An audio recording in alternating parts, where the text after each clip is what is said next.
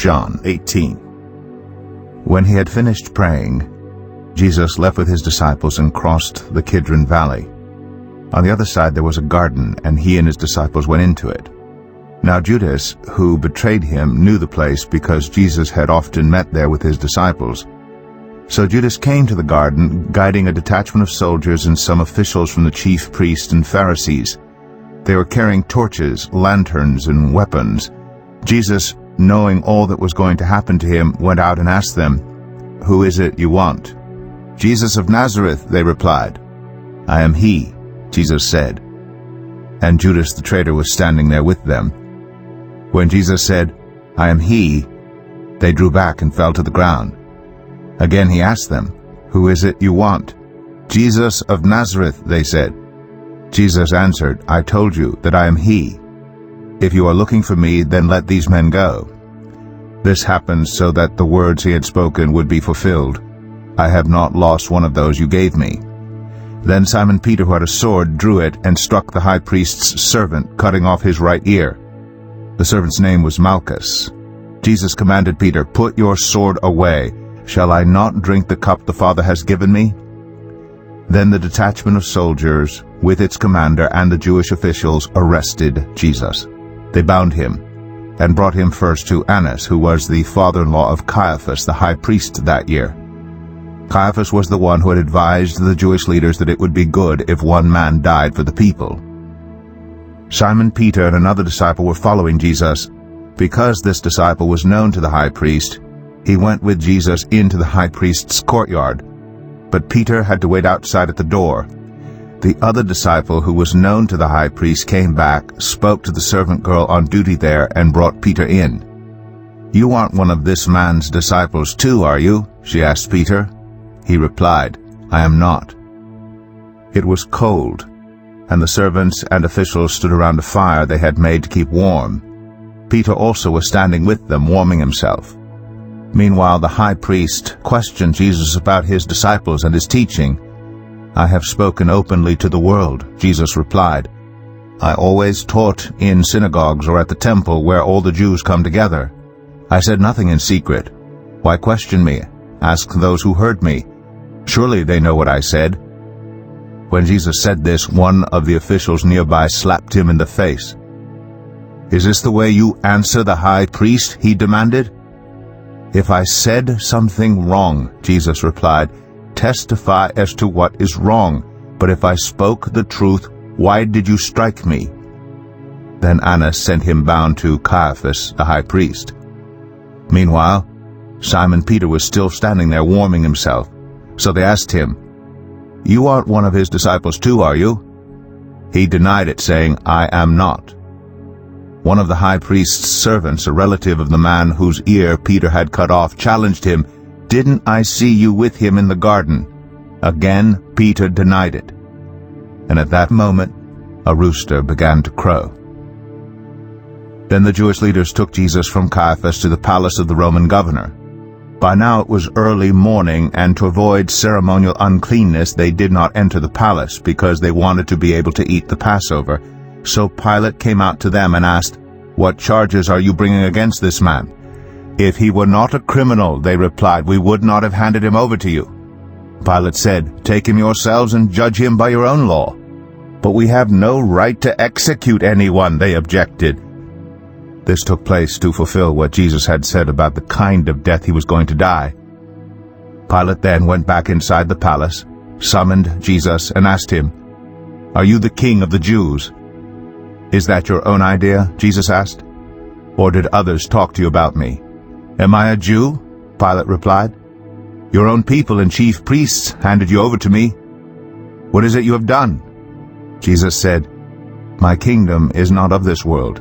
If it were, my servants would fight to prevent my arrest by the Jewish leaders. But now my kingdom is from another place." "You are a king then," said Pilate. Jesus answered, "You say that I am a king. In fact, the reason I was born and came into the world is to testify to the truth. Everyone on the side of truth listens to me." "What is truth?" retorted Pilate. With this, he went out again to the Jews gathered there and said, "I find no basis for a charge against him." "But it is your custom for me to release to you one prisoner at the time of the Passover. Do you want me to release the King of the Jews?" They shouted back, "No, not him. Give us Barabbas." Now Barabbas had taken part in an uprising. John 19. Then Pilate took Jesus and had him flogged. The soldiers twisted together a crown of thorns and put it on his head.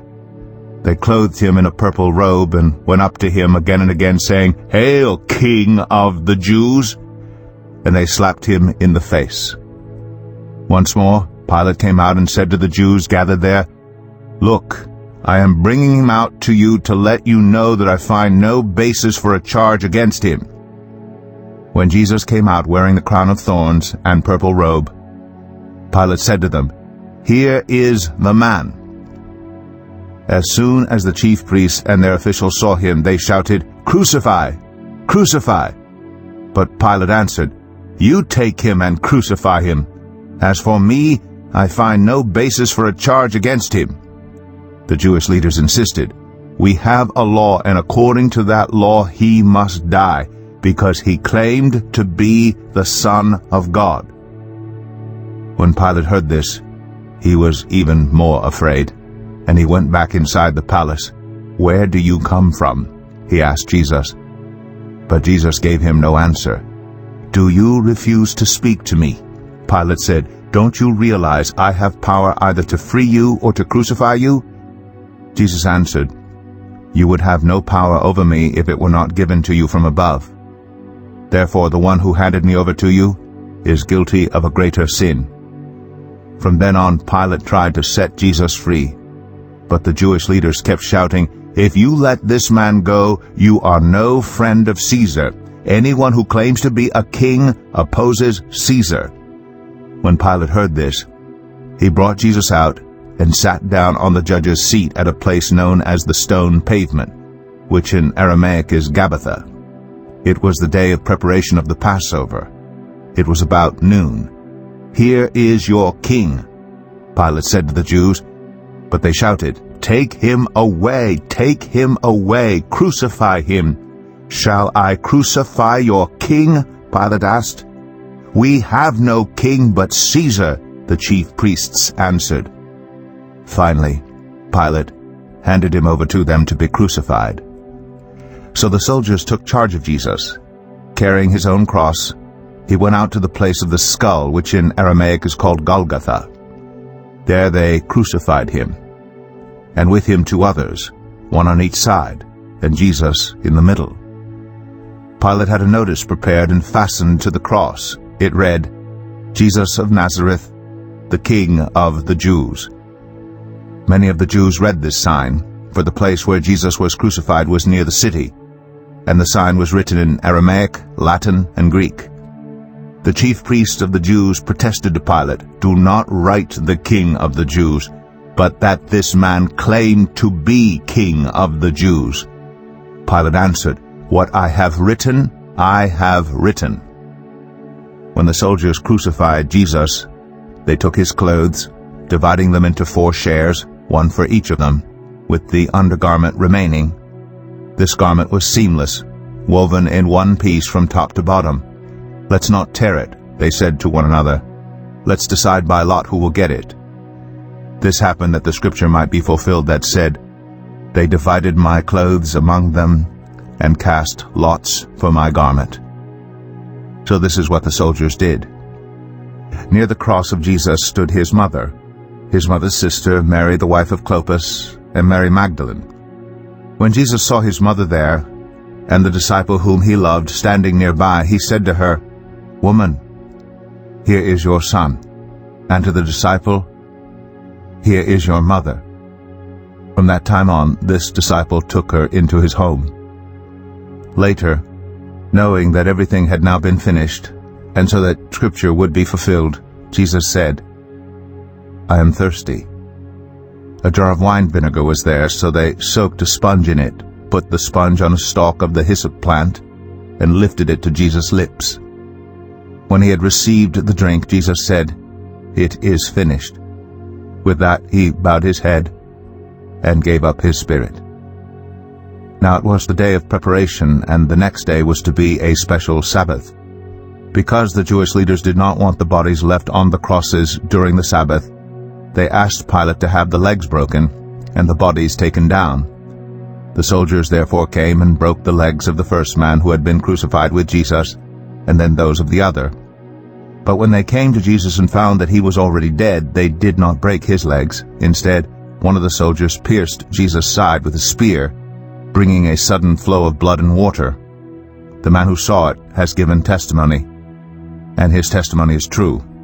He knows that he tells the truth, and he testifies so that you also may believe.